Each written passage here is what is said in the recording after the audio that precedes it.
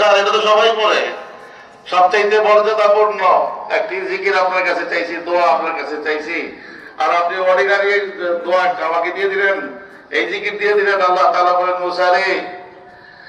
এই যে 7 তবক জমিন, 7 তবক আসমান, 14 তবক আসমান এবং জমিন, আর তার মাঝে যত কিছু আছে, পাহাড় পর্বত নদী নালা পাথর মানুষ যত কিছু এর মাঝে আছে, এই সব সহ 7 তবক জমিন আর 7 তবক আসমান যদি এক পাল্লায় রাখা হয়, আর এক পাল্লায় যদি এই জিকিরটুকু রাখা হয়, লাওয়াজাদাতুহুন্না,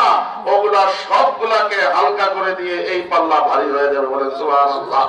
অথবা অত্যন্ত মহব্বতের সাথে দরদের সাথে বলেন, লা ইলাহা ইল্লাল্লাহ, লা ইলাহা ইল্লাল্লাহ, লা ইলাহা